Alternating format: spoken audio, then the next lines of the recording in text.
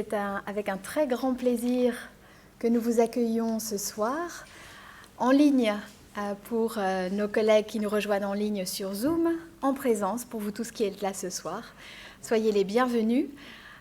C'est un très grand plaisir d'avoir à nos côtés les professeurs Baumer, Reynolds et Madame Bandel qui vont animer ce soir une discussion qui s'intègre dans les activités de la mission de formation continue de l'Université de Genève, car dans cette mission, l'université s'intéresse à répondre aux questions qui pourraient émaner de la cité, répondre aux questions que nous nous posons tous et toutes en tant que citoyens et citoyennes, notamment face à la révolution numérique qui s'engage dans un domaine ici très particulier, et qui, en tant que formation continue, s'intéresse également à apporter des réponses, parfois extrêmement pratiques et opérationnelles, aux professionnels qui sont à la recherche de nouvelles compétences.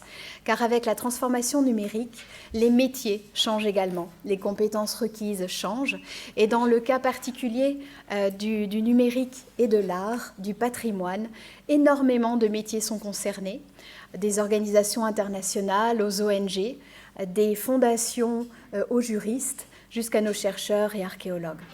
C'est pour explorer ces questions qui nous intéressent donc en tant que citoyennes, citoyens, mais aussi en tant que professionnels, parce qu'elles vont toucher nos métiers, que nous allons accueillir tout de suite Madame Bandel, qui va animer le débat de ce soir. Je vous souhaite une excellente conférence et nous restons à votre disposition pour toute question à la fin de la séance. Merci.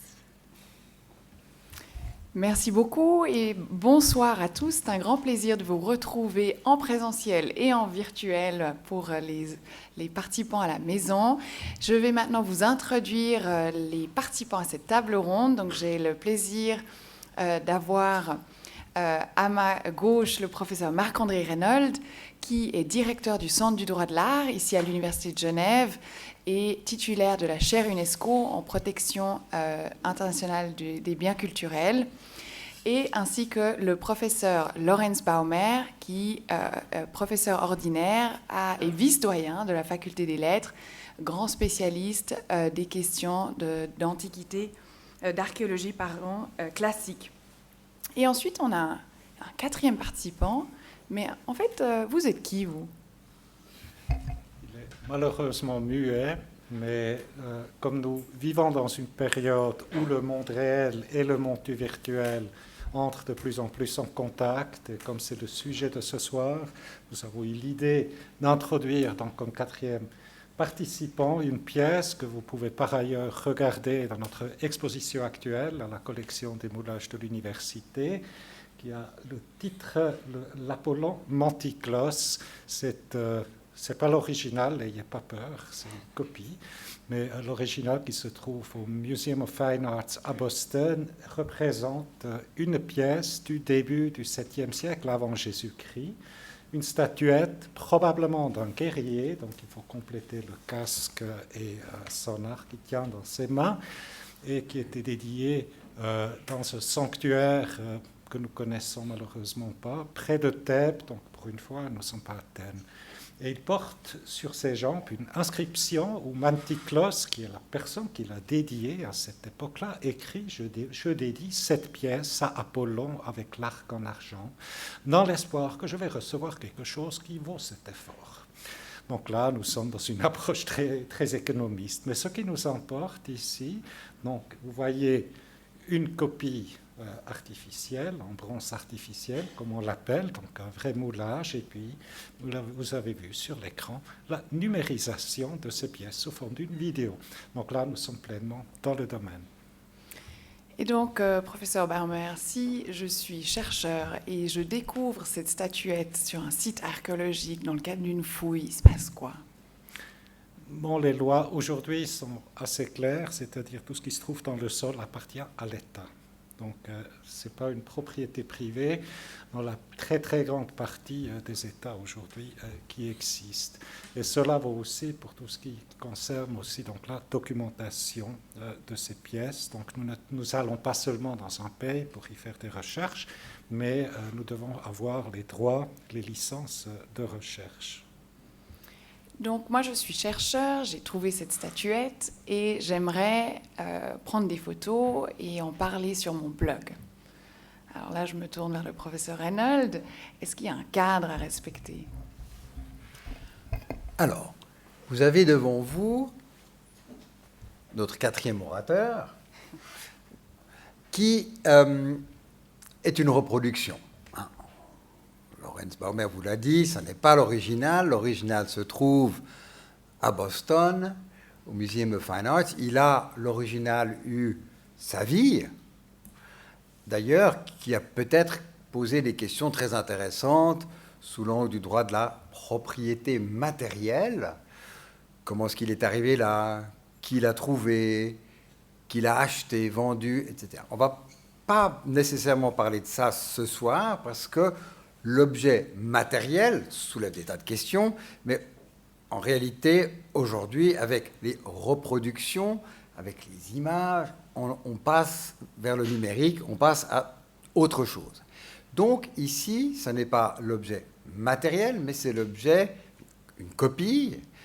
Ça n'est pas un faux, parce qu'il n'y a pas l'idée de tromper. Mais là, je me tourne tout de suite vers Anne-Laure, parce que c'est un grand sujet que Anne-Laure connaît très bien, puisqu'elle a écrit sa thèse sur le sujet. Mais ce n'est pas un faux, c'est une reproduction. Et là se pose toute une série de questions de nature, non pas de droit matériel, mais de droit immatériel. C'est tout ce qu'on appelle, nous les juristes, la propriété intellectuelle. Vous avez d'un côté la propriété matérielle de l'objet, c'est l'objet qui est à Boston, qui a certaines aventures qui vont lui arriver, et puis après il y a tout ce qui est autour de la reproduction de l'objet, notamment celle-ci, puis après peut-être il y aura une reproduction virtuelle, des images, sur la carte postale, vous avez vu une bonne reproduction, puis une reproduction totalement virtuelle derrière. Tout ça sont des questions immatérielles. Et c'est un autre domaine du droit que celui de la propriété immatérielle. Et alors, si on veut, pour reprendre ta question, se poser la question, mais au fond, est-ce qu'on peut la mettre sur son blog? Est-ce qu'on peut la recopier? Est-ce qu'on peut peut-être la déformer, etc. Tout ça sont des questions qui seront traitées par le droit de la propriété immatérielle. Et dans la mesure où l'objet est très ancien, tu nous as dit qu'il est au plus ou moins 3000 ans, eh bien, il est tombé de ce qu'on appelle, tombé sans se faire mal, mais il est tombé dans le domaine public. Et ça veut donc dire qu'on peut, en principe, le reproduire sans devoir demander d'autorisation à son auteur, fort heureusement, parce que ça serait compliqué, ça, voire des descendants, parce qu'il fait partie du domaine public. Et donc, on peut, à première vue, le reproduire sans trop de problèmes. Et donc, d'un point de vue de l'archéologie, est-ce que ça a du sens de reproduire une statuette comme ça? Est-ce qu'on peut finalement se passer de l'original? Pas vraiment. Mais juste, si tu permets de reprendre ce monde idéal que tu as dessiné avec la propriété publique, la réalité est en effet un tout petit peu différente. C'est-à-dire, c'est le musée à Boston qui se réserve tous les droits sur toutes sortes de reproductions de la pièce. Donc, ce que vous pouvez faire en visitant le musée, c'est la regarder. Prendre des photos dans ce musée particulier, à mon savoir, n'est pas permis. Donc, vous pouvez le regarder, mais après, l'achat le billet d'entrée. Mais la diffusion des images sur Internet n'est pas possible. Mais compliquons un tout petit peu la chose, parce que pendant la pandémie que nous venons de passer, nous avons profité à la collection de moulages de mettre en ligne environ une quarantaine de nos moulages en modélisation 3D que nous avons réalisés, bien heureusement, juste avant. Et donc là se posent en effet les questions. Ces modèles ne nous appartiennent pas, mais avec la société qui les a faites, j'ai fait une convention que nous pouvons les utiliser librement pour nos affaires sur les sites de l'université. Mais à qui maintenant appartient le modèle 3D? De plus, ce modèle 3D est fait d'après un moulage, comme c'est le cas ici, dont l'original se trouve dans un musée. Et ça reproduit la forme d'une statue dont nous n'avons pas les droits de les reproduire parce que ça peut se trouver en Italie, en Allemagne ou n'importe où. Mais les moulages, ils sont de chez nous. Alors là, je peux un peu faire comme je veux. Mais là, ça devient juridiquement très vite très compliqué parce que si je reproduis un moulage qui est lui-même une reproduction, mais qui donne exactement la forme de l'original, est-ce qu'il me faut en ce cas-là une permission du propriétaire de l'original, oui ou non? En tout cas, il vous faut un avocat. Donc, Ça se complique, l'affaire se corse. Alors, à première vue, dès lors que la copie est tellement parfaite qu'elle devient presque une nouvelle œuvre, là, il va y avoir le droit de propriété intellectuelle va s'intéresser à ça et va dire attention, vous avez un original, vous avez une copie, mais cette copie, en fait, elle commence à avoir ses propres droits.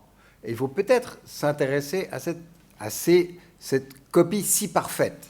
J'ai été voir, je vous recommande, à l'EPFL, l'exposition Deep Fakes. Alors, je vois quelqu'un qui hoche la tête. C'est passionnant, notamment parce qu'on vous y montre combien on arrive aujourd'hui avec les technologies à faire des reproductions grâce à des techniques de laser totalement très bonnes, voire meilleures que l'original. C'est vraiment incroyable. On arrive à reboucher certains trous qu'a connus l'original, etc. Et donc, vous avez des exemples tout à fait fascinants de ce qu'on arrive à faire avec la technologie aujourd'hui. Alors, la technologie, bien sûr, l'invention, elle va être protégée. Celui qui a créé quelque chose va pouvoir le protéger, mais va se poser la question, et les juristes ne sont pas tous d'accord, c'est de savoir, au fond, cette copie parfaite, peut-être même meilleure que l'original, est-ce qu'elle ne doit pas être protégée, elle aussi? Et alors là, c'est effectivement des grands débats. Pour venir à quelque chose d'un petit peu plus simple, juste là, entre nous, une photo. La question se pose, au fond, si je fais une photo d'un objet tridimensionnel, est-ce qu'elle va être protégée, cette photo, ou pas? Ça a été l'objet de grandes discussions dans le Parlement suisse il n'y a pas longtemps. Et il est arrivé à la conclusion que oui, une photo d'un objet tridimensionnel, même si ce n'est pas original, même si c'est juste une photo, est protégée par la loi sur le droit d'auteur.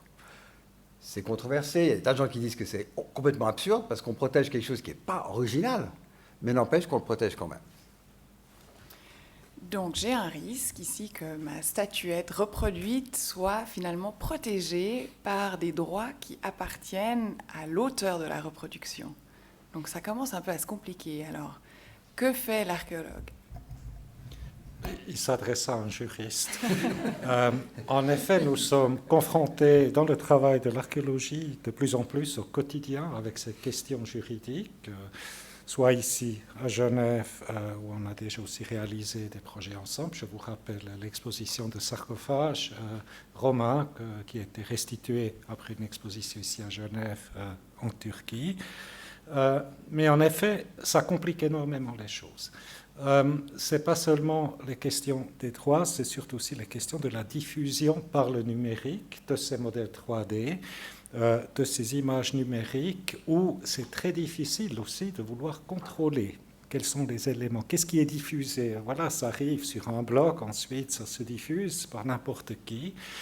Et par principe, il faut se protéger en tant qu'aussi chercheur, que pas quelqu'un prenne les images et puis les utilise à ses propres propos, sans disposer des droits, parce qu'à l'origine, si vous mettez une image en ligne, c'est vous la responsable ou le responsable de la diffusion de cette image.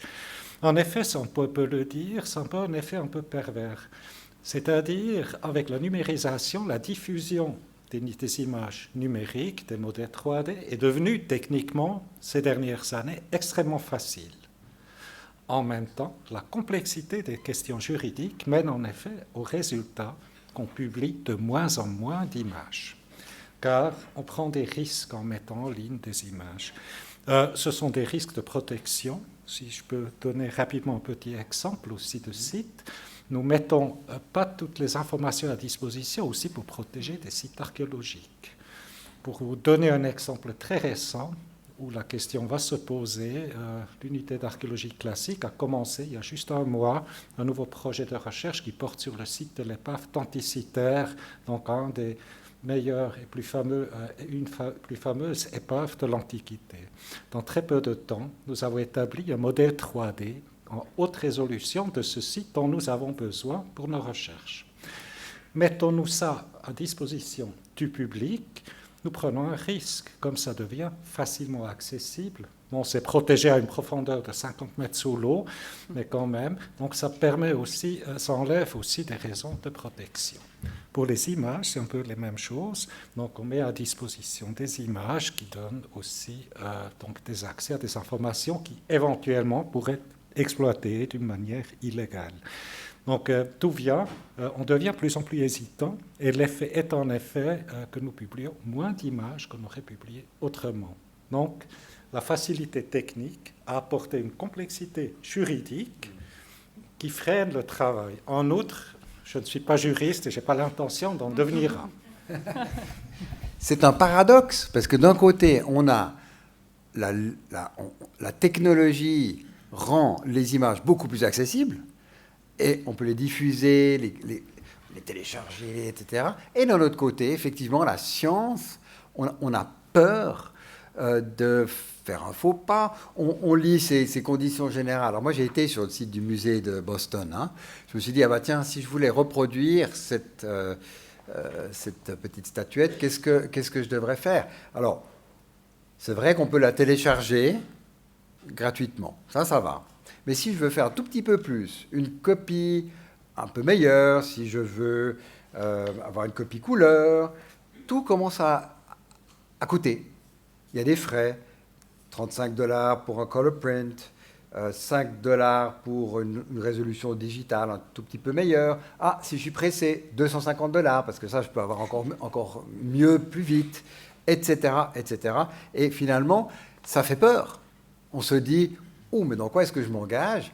Ça, si je dis que j'ai envie d'une copie de ça, ça va non seulement me coûter, mais en plus, je risque de faire faux, puis j'aurai encore des avocats américains sur le dos, quelle horreur. Et donc, paradoxalement, on arrive à une situation où, au fond, l'information circule moins. C'est vraiment intéressant et ça vaut la peine de l'étudier. Donc, on l'aura compris, lors de notre prochaine visite au musée, il faudra faire très attention à ne pas sortir trop vite votre smartphone pour prendre des photos des objets qui sont exposés, même ceux qui datent d'il y a quelques siècles en arrière. Dans le fond, ça n'a pas tellement changé pour les archéologues. J'étais toujours un peu jaloux des touristes parce qu'ils pouvaient aller au musée, prendre les photos. Dès que les gens du musée savaient que je suis archéologue, j'ai eu besoin toujours d'un permis pour chaque photo. À l'époque, on ne me chargeait pas pour ça. Aujourd'hui, aussi, les institutions sont évidemment sollicitées de monnayer leur trésor, pour ainsi dire, et ça augmente les frais. Là, nous parlons d'une pièce et de 2-3 pages de formulaires à remplir.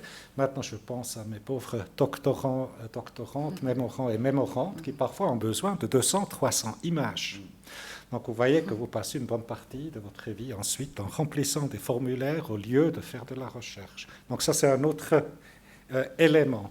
Mais en effet, nous sommes confrontés de plus en plus avec ces questions et nous devenons très, très hésitants pour ce qui est public. On peut observer la même chose aussi, et là les musées sont aussi appelés, avec la mise à disposition d'informations dans ce qu'on appelle régulièrement des musées virtuels, ce qui ne sont d'habitude pas, ce sont des pages web avec quelques images, où on met à disposition les pièces, mais avec une mauvaise résolution. Donc, c'est une documentation qui, à la fin, ne sert pas à grand-chose. Et dès que vous voulez plus, vous devez le financer. En même temps, ça nécessite aussi des compétences. Pour faire une belle vidéo comme ça, il faut le spécialiste de la vidéo qui est capable de la faire. Pour faire un modèle 3D, vous devez acquérir les compétences nécessaires. Vous devez apprendre la modélisation 3D. Vous devez apprendre les moyens du traitement d'images numériques qu'on peut aussi changer, adapter à la bonne façon. Donc ça complexifie aussi au niveau des compétences qui sont nécessaires de la part des chercheurs.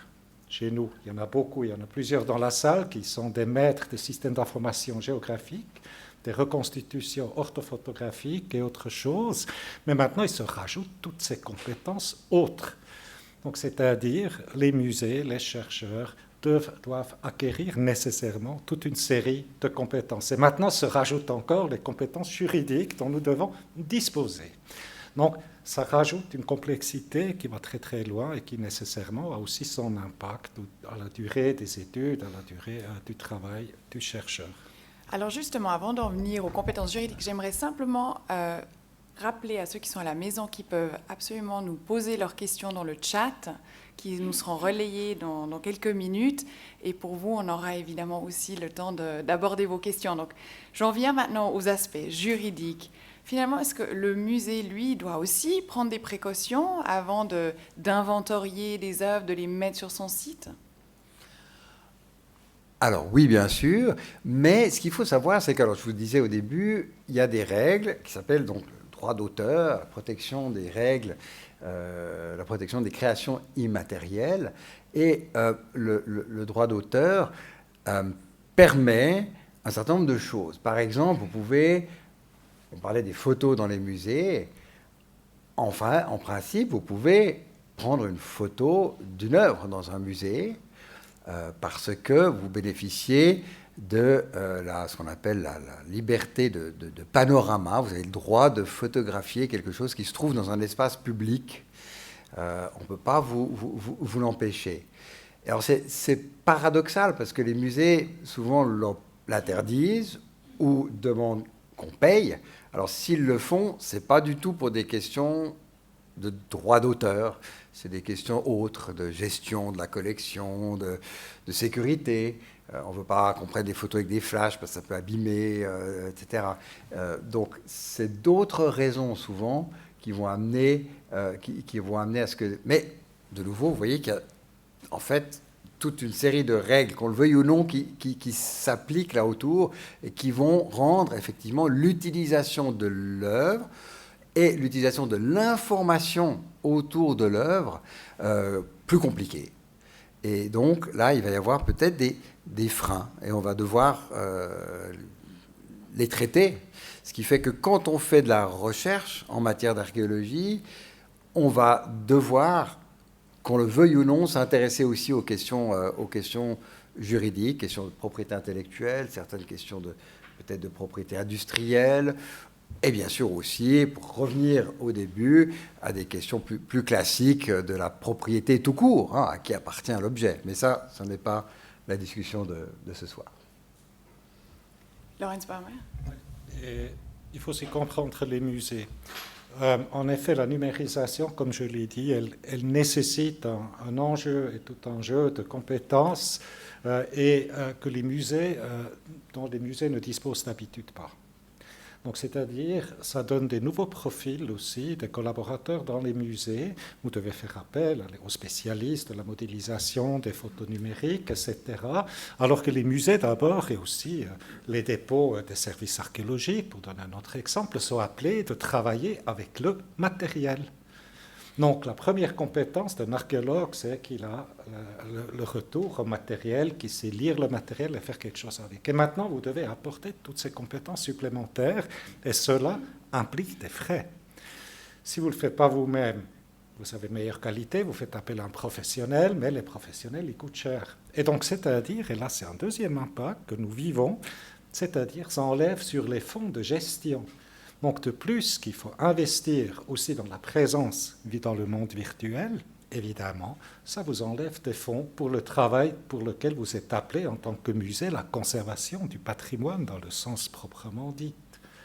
Donc là aussi, nous sommes dans cette ambiguïté que l'impact donc, de la numérisation sur le monde réel a un impact sur la possibilité de travailler sur le matériel direct, qui est par principe la première sollicitation que nous avons. Et les formations que nous vous présentons ce soir répondent justement à ces nouveaux besoins qu'il s'agit d'acquérir avant d'endosser ces rôles. Donc, en fin de compte, on ne peut pas simplement se passer de l'objet matériel, puisque Finalement, je la trouve assez jolie, cette statuette, comme ça, sur écran. Je vais vous choquer maintenant. Hop, et l'enlever, et vous allez constater, il est lourd. Donc, c'est-à-dire, le matériel a une matérialité qui fait aussi l'objet de nos études. C'est-à-dire, un modèle 3D réduit l'objet à sa forme. Si on va plus loin qu'avec Deepfake, ça va un peu plus loin, mais ça ne remplace pas la matérialité de l'objet. On pourrait prendre la céramique, on fait des coupes en microstructures pour comprendre la composition de l'argile, etc. Donc là, on ne peut pas se défaire du matériel, mais il y a un certain risque là derrière. Imaginez-vous les dépôts d'un service archéologique, les dépôts d'une soprintendenza en Italie, où il y a des dizaines de milliers de caisses de matériel qui n'ont jamais été étudiées, et ça serait urgent de le faire. Et en même temps, on est obligé, et c'est une obligation, on répond à cette obligation aussi volontairement et volontiers, donc d'entrer dans le monde numérique. Donc maintenant, ça n'enlève pas, et ce n'est pas une mise en danger, disons, la numérisation, le numérique, mais ça rajoute des devoirs et qui ont, juste par la masse de travail qui s'impose, un impact qui peut être négatif, qui peut avoir une réduction, donc en effet, de l'efficacité de ce que nous avons. À part de cela, évidemment, des jolies pièces comme celle-ci, qui est une pièce d'une importance majeure dans l'histoire de l'art antique. Actuellement, je n'ai pas encore vu, je pense qu'ils sont très restrictifs à Boston, mais ça va donner un modèle à haute résolution qui sera accessible. Mais qu'en est-il des choses dites misérables, des petits fragments de céramique dont personne ne veut s'en occuper, sauf les archéologues, des milliers de pièces qui arrêtent d'être étudiées. Tout cela ensuite sera à la fin moins étudié à cause de cette orientation et de ses impacts. Mais effectivement, donc, je pense qu'il faut pas voir l'objet matériel contre l'objet numérisé, mais en réalité, les voir comme deux facettes de la même chose. Vous avez l'objet matériel, ici, je suis content de pouvoir le toucher, hein, il est à un certain poids, peut-être que tu veux aussi le supposer, et l'aspect numérique qui va autour. En réalité, on gagne en information grâce au numérique. Il y a des exemples je crois que c'est un projet avec Google Arts alors on sort de l'Antiquité, mais qui a fait une image extrêmement précise de l'Opéra de Paris et donc du plafond de l'Opéra de Paris qui a été peint par célèbre Matisse, je crois. Chagall.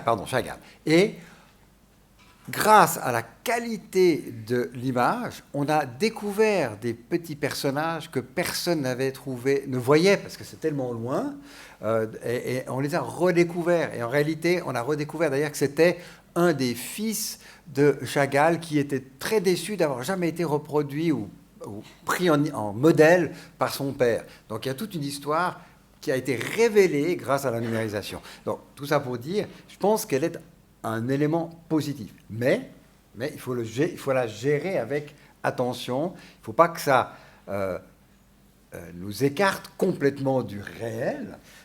C'est pour ça qu'effectivement, comme tu le disais, il faut quand même aller au musée ou quand même utiliser les compétences et les objets qu'on a et qui sont là, mais ajouter à cela l'information du numérique. Là, c'est du positif. Il ne faut pas que ce soit antinomique. Non, pas du tout. Les avantages sont évidents. Donc, on peut aussi comparer aujourd'hui des pièces qui se trouvent à des endroits très différents. Ouais. En les tournant, en les mettant dans la bonne position, on peut se défaire un peu des mauvaises photos noir et blanc qui sont dans des différentes perspectives. Donc, l'avantage, l'apport qui est donné, il est majeur. Dans le cas d'Anticythère, ça nous permet de préparer les plongeurs et préparer leur mission, qui ne peuvent que durer que 30 minutes, d'une manière extrêmement précise, et plus tard, donc alors vraiment travailler d'une façon qui est que positive. Donc ça, c'est incontestable.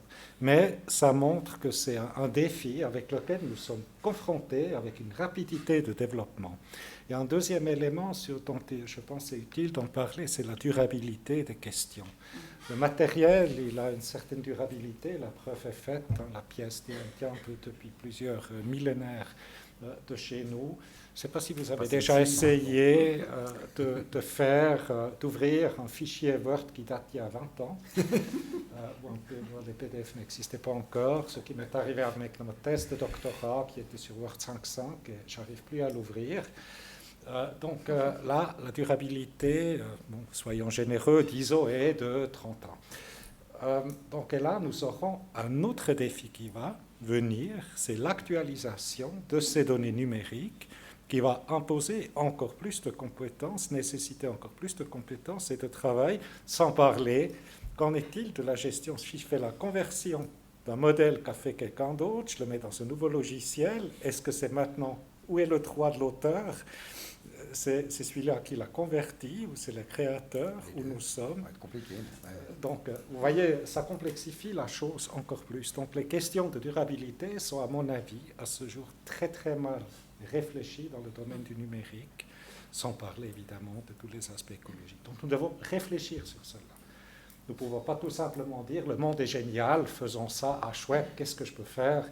Il faut penser en amont, parce qu'autrement, il y a en effet le risque qu'on investit énormément de créativité, de savoir, de technologie, pour quelque chose qui ne va pas tenir de très longtemps.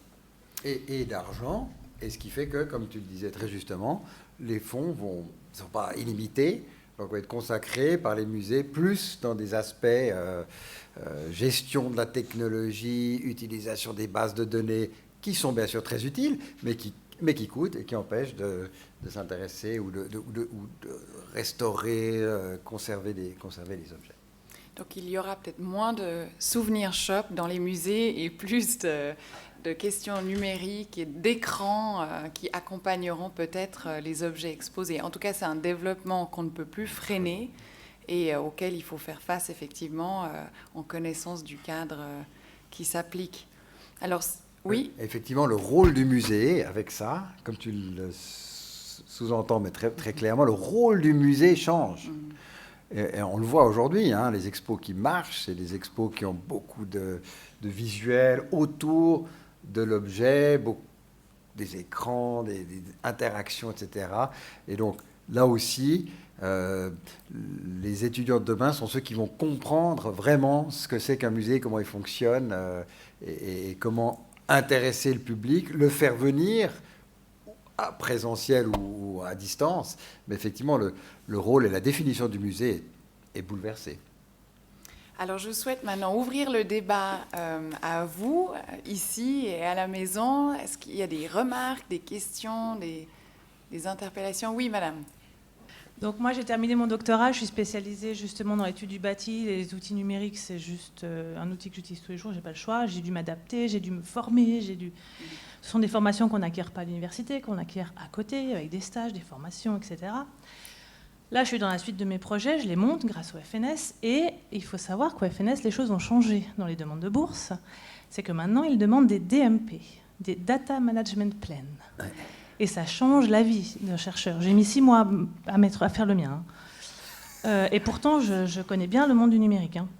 Parce que justement, il y a toutes ces notions que l'on nous demande sur la numérisation, les outils numériques, l'utilisation, le format, la quantité, où on va y stocker, comment ou pourquoi, les questions éthiques de stockage des données, est-ce que ça va être sur des serveurs, bref, tout un panel de questions, y compris les droits d'auteur et les droits scientifiques. Et c'est de plus en plus compliqué. Parce qu'en réalité, les temps de travail n'ont pas changé. Quand on demande une bourse, elle est de 4 ou 5 ans. Bien. 4 ou 5 ans, dans un temps normal en lettres, en archéologie, c'est illusoire. On sait très bien qu'on dépasse tous ces données-là parce qu'on a beaucoup de données justement à acquérir et à générer. Ces données qu'on acquiert et qu'on génère, on nous demande de plus en plus justement de les rentrer dans des cases, des serveurs, extraire les datas, gérer les datas, faire des statistiques. Enfin, ça devient plus le métier de l'archéologue en fait. On devient autre chose. Et ce qui se passe, c'est que du coup, on est obligé d'externaliser une partie en fait, des acquisitions de données parce qu'on n'a plus le temps de le faire, même si on a des compétences. Et là, ça change beaucoup de choses. C'est-à-dire que justement, comme le disait le professeur Baumer, c'est que l'argent est dispatché différemment. Par exemple, pour mon projet que je suis en train de monter, je dois dédier 10% de ma bourse en externalisation parce que je n'ai pas le temps d'acquérir ces données. Pour la modélisation 3D, que je sais gérer, que je sais générer, je n'ai pas le temps de le faire. Je suis obligée d'engager des assistants techniques. Alors je sais le faire, j'ai les compétences, mais je n'ai pas le temps de le faire. Parce qu'on me demande de gérer toutes ces datas. Et en plus de les gérer, après, il faut les étudier et les analyser. Et en fait, ça devient un peu le serpent qui se mord la queue. C'est des outils géniaux et j'adore travailler avec eux parce qu'on arrive à obtenir des résultats qu'on n'obtiendrait pas sans. Cependant, ça demande des compétences très importantes, bien plus que ce qu'on apprend à l'université. On dépasse toujours le cadre, c'est évident. En archéologie, c'est même fondamental. Si on ne le fait pas, on ne suit pas. Que ce soit dans les demandes d'autorisation, ça devient sans fond. Et la question des droits se pose à toutes les étapes du coup. Par exemple, j'externalise, c'est mon projet. J'ai la direction du projet, j'ai la direction sur le site, j'ai la direction scientifique, mais j'externalise la prise des données et la gestion. Donc il va y avoir des questions de droit d'auteur. Mais moi, ces données, je vais les traiter derrière. Donc je vais aussi être auteur des droits, de données qui seront prises par d'autres personnes. Il y a aussi les droits scientifiques. Donc c'est aussi des questions de... Je ne sais même pas si c'est possible, parce qu'on nous pose ces questions maintenant au FNS, et on n'a pas les compétences, en fait, pour y répondre. Donc moi, j'ai simplement dit que je répondrai à la fin de la recherche quand j'aurai acquis... quand j'aurai toutes les réponses, quoi. Et que je ne divulguerai rien dans l'intervalle. Mais ça nécessite, du coup, de ne plus rien divulguer, de ne plus rien diffuser, tant qu'on ne connaît pas les droits. Et ça devient vraiment compliqué. Parce que justement, ces modélisations 3D, elles sont d'une richesse et elles sont fondamentales maintenant pour la recherche. Mais qu'est-ce que j'en fais? Comment je les diffuse? Là, moi, j'ai passé un deal avec l'État avec lequel je vais travailler, comme quoi je vais faire une cession des données pour qu'ils puissent l'utiliser pour le site touristique. Parce que finalement, on fait de la recherche, c'est pas que pour nous, c'est pas que pour les chercheurs qui vont nous lire, mais c'est aussi pour les autres. Donc je vais devoir faire une cession de ce que moi j'ai acquis. Ça me gêne pas. Mais ça devient... En fait, vous voyez, ça complexifie. Vous et puis, avez c'est pas un pu pays monnayer européen. cette session? Hein? Est-ce que vous avez pu monnayer cette session? Non, ce sera gratuit. Excusez-moi, mais non, il faudrait. Non. Ah bah, oui, mais vous dites que vous n'avez pas assez de temps pour la recherche parce que vous devez déléguer quelque part. On peut pas. Excusez-moi, le juriste, je ne veux pas non plus être. Oui, mais on ne peut pas le ramené, faire. Avec le FNS ou même d'ailleurs avec tous les financements, maintenant c'est de l'open access. Les données sont accessibles libre et gratuitement. Très juste. Donc je n'ai pas à monnayer. De toute façon, ce sera non commercial. Ce sera voilà. Mais et vous voyez, tout ça change quand même la façon d'aborder une recherche, que ce soit au niveau du bachelor, du master, du doctorat et encore après. Et j'ai commencé à travailler avec le numérique il y a 20 ans. Je ne vous explique même pas les changements depuis. Mais là, ça va à une vitesse que même moi qui travaille tous les jours avec, je suis prise de court et je cours après les informations en fait. Et pourtant, je suis dedans tous les jours. Vous êtes le cas pratique de cette discussion de ce soir, donc merci pour cet exemple. Oui. Non, mais c'est vrai, qu'on le veuille ou non, le numérique s'impose à nous. Le numérique, les protections des données, et par effet ricochet, le droit. Donc on n'aime peut-être pas le droit, mais le droit s'intéresse à nous, quoi. Merci pour ce témoignage. Une question au fond, oui, madame. J'ai juste un commentaire et deux petites questions. Je vais d'abord parler de commentaires. C'est très dommage que vous n'avez pas d'abord parlé de qui est propriétaire de cet objet. Musée de Louvre, musée de Boston, musée de New York et Londres sont pleins d'objets, je suis désolée d'utiliser le vrai mot, volés. Ça, c'est la première chose. Bon, vous avez décidé de ne pas en parler. Mais deuxième chose, si je prends, il y a un objet protégé, c'est même une photo protégée que je trouve dans le Wikipédia. Je peux le photographier et présenter dans une conférence non publique, même non, dans une petite communauté. Par exemple, vous présentez cet objet qui est peut-être protégé. Est-ce que vous avez le droit de l'exposer et nous le montrer dans une conférence? D'autre part, est-ce que le musée de Boston, dont vous avez longuement parlé, est-ce que cet objet lui appartient de quel droit, si ça ne lui appartient pas, de quel droit le musée de Boston a le droit de faire les règlements de musée là-dessous? Tout devient très superficiel. Alors, des questions pour notre juriste ce soir. Donc, on va commencer par la première, la question de la propriété. Alors déjà, il faudrait savoir, bon, c'est un long débat, mais peut-être en quelques phrases, Marc-André. Je sais qu'on pourrait donner des conférences entières sur le sujet. Oui, alors effectivement, c'est un choix conscient qu'on a fait ce soir. Hein. C'est pas qu'on ne veuille pas parler de la propriété. Les vols, les exportations illicites, le trafic illicite des biens culturels est un thème extrêmement important qu'il faut traiter, qui est traité par des conventions, qui sera traité dans les formations qu'on propose. Et donc tout ça, c'est juste un choix aujourd'hui. Hein. Mais ce n'est pas qu'on ne s'intéresse pas à la propriété matérielle de l'objet. Hein.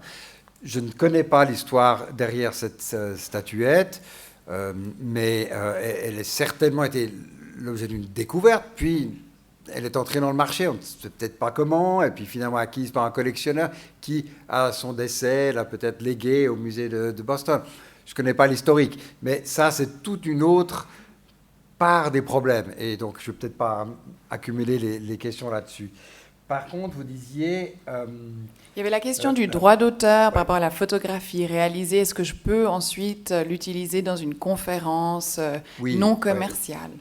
Alors, je pense que tu pourrais mieux répondre à ça que moi, mais je vais dire deux mots. C'est ce qu'on appelle l'usage privé. Vous avez en principe, les règles sur le droit d'auteur vous autorisent, à certaines conditions, l'utilisation, soit pour votre propre usage, soit dans un cadre d'enseignement et scientifique.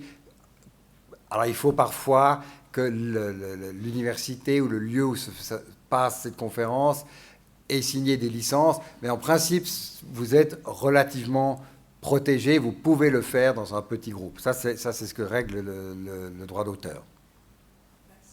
Je peux rajouter une question, parce que c'est quelque chose qui nous occupe beaucoup. C'est juste la question des conférences. Merci beaucoup de votre commentaire.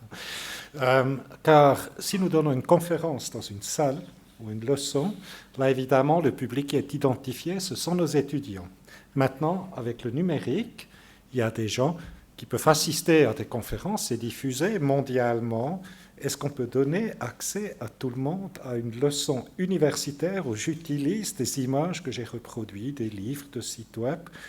Comment je peux faire? Ou est-ce que je me mets là déjà dans la zone grise? Vous voyez là le niveau d'insécurité qui règne chez les archéologues. Est-ce qu'il y a une réponse à ça? Ça va dépendre du droit applicable. Donc le juriste qui est toujours prudent va vous dire « ça dépend ». Et donc, venez suivre un cours et puis vous en saurez plus. Non, c'est pas évident. Après, les lois s'adaptent et permettent un usage aussi sur Internet, enfin, permettent l'utilisation même dans un contexte scientifique, même si elle est diffusée largement. Mais voilà, c'est une zone grise. Et je me permettrais juste d'ajouter à ça que selon le droit d'auteur suisse, les œuvres des beaux-arts ne peuvent pas être reproduites intégralement, même dans un contexte pédagogique. Et c'est très complexe parce qu'on le fait tous, moi y compris dans mes cours, et malgré cela, ProLiteris, qui est donc la société qui gère les redevances dues aux auteurs en Suisse, a instauré un tarif. Et donc les universités, en clair, payent une redevance à ProLiteris. Et donc, quelque part, c'est une zone grise, mais au moins on rémunère les auteurs pour faire cet usage-là. Mais c'est effectivement une question très complexe. Est-ce qu'il y a d'autres questions? Oui, monsieur. Bonjour, alors merci pour votre présentation très intéressante. Je voulais juste, alors je ne suis pas un fanat de la numérisation du patrimoine culturel, mais pour répondre à la question qui a été posée, numérisation du patrimoine, que devient l'objet? L'objet, il peut survivre. Quand on prend l'exemple récent, 2018, le musée national de Rio, enfin du Brésil, à Rio, part en fumée. Des millions d'objets ont été perdus, finalement, et donc les chercheurs ne peuvent pas les étudier. Donc finalement, il y a aussi des avantages à la numération des objets. Ils peuvent survivre en cas de catastrophe. C'était simplement un petit commentaire. Merci. Excellent commentaire, vous avez tout à fait raison. De nouveau, sans vouloir faire de la pub pour l'EPFL, mais je les aime beaucoup, il montre aussi dans cette exposition les travaux d'une start-up, qui n'est peut-être plus tellement une start-up, qui s'appelle Iconem, qui reproduit des œuvres, enfin des Palmyres et d'autres sites antiques qui ont été détruits. Alors, il ne s'agit pas, c'est un grand débat, mais il ne s'agit pas de reconstruire ce qui a été détruit. Je crois que ça, ce serait, enfin, les archéologues ici sont certainement contre cela. Mais par contre, il s'agit de préserver la mémoire d'un lieu et d'un site grâce à des données qu'ils arrivent à obtenir par des survols en drone, par des photos comprises des touristes, il y a toute une richesse de matériaux qui permet de recréer ce qui a disparu. Mais ça ne doit pas changer l'évolution de l'objet, l'évolution de la matière, l'histoire. On ne peut pas réécrire l'histoire. Je peux te donner la réponse d'un archéologue. Alors, et merci à Geoffrey pour la question, comme on a beaucoup discuté de ces questions. En effet, c'est excellent ce qu'on peut faire. Évidemment, ça permet d'accéder au site de Palmyre, d'étudier le temple dans un état reconstitué qui malheureusement n'existe plus. Et c'est tout d'abord notre faute, mais ça c'est notre prédication que je vais faire un autre jour.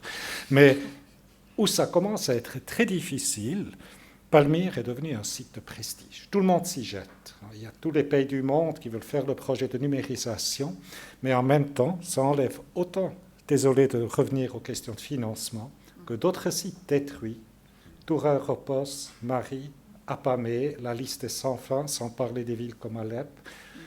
Personne ne s'en occupe parce que ça ne s'inscrit pas dans ces lieux de prestige.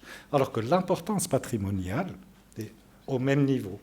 Donc, est-ce que c'est vraiment l'intelligence de s'y jeter? Voilà, comme ça confirme l'exemple qu'on avait cité avant. On se jette sur les objets, les sites de prestige, et en même temps, ça enlève des réserves qui seraient extrêmement importantes d'être appliquées à des sites moins évidents.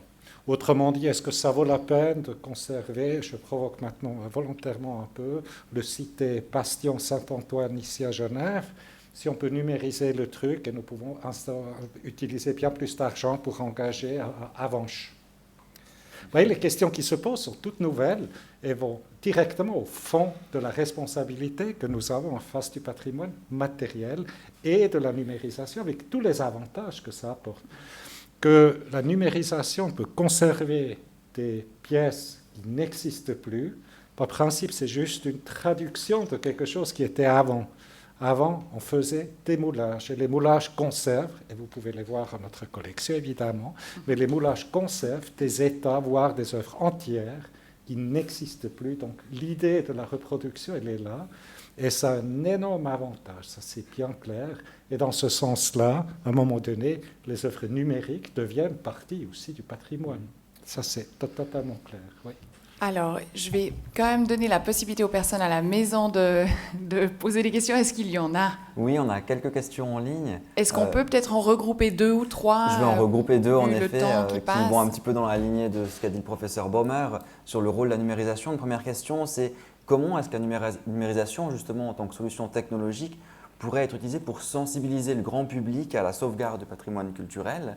Et en lien, est-ce que cette numérisation du patrimoine et d'objets d'art ne serait pas une solution pour démocratiser l'art et le patrimoine auprès du grand public? Sachant qu'un billet dans un musée peut coûter un certain prix, mais est-ce que ce ne serait pas à ce moment-là peut-être un simple report de la problématique vers le fait de disposer d'une connexion Internet, d'un ordinateur, etc.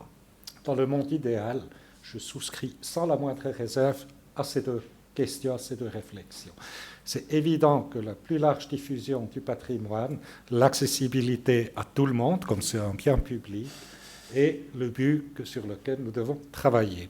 Mais malheureusement, nous ne vivons pas dans un monde idéal, mais dans un monde surtout aussi dominé par l'économie. Et donc là, les deux éléments se mettent un peu en concurrence, on en a parlé beaucoup avec. Mais la question de la sensibilisation, là aussi, oui, on ne peut que souscrire, ça nous permet de rendre les choses visibles, accessibles. Mais il faut le faire avec une conscience qui est claire, qui est la préservation du patrimoine dans sa matérialité. Ça n'enlève pas, ça rajoute un élément. Merci pour la question. Tu souhaites rajouter? Non, non, Laurence a très bien répondu. On n'a pas ajouté une couche de plus. On a parlé des différentes couches. Donc, Très bien, alors je remercie les professeurs Baumer et Reynolds pour ce débat qui, j'espère, vous a donné envie de suivre ces deux formations. Et je cède maintenant la parole aux deux présentateurs des formations. Merci beaucoup. Bonsoir tout le monde. Merci à Laure, merci Marc-André, merci Laurence pour cette jolie conférence. Je vais vous parler du CAS, du Certificate of Advanced Studies, CAS in International Cultural Heritage Law, et je vais le faire en anglais puisque c'est un programme enseigné en anglais. This program is unique for various reasons.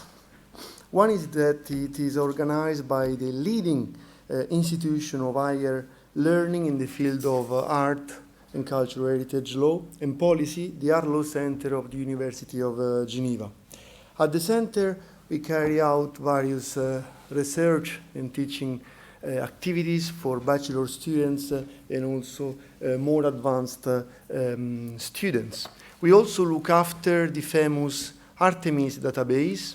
You know, this database, open, public database where you can find the case notes, studying restitution claims.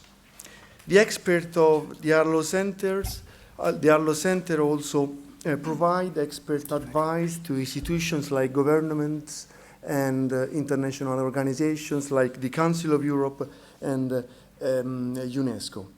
Unquestionably, the importance of the center increased in 2012 after the establishment at the University of Geneva of the UNESCO Chair in the International Law of the Protection of Cultural Heritage, which is managed by Professor Renaud, the director of the Arlo Center.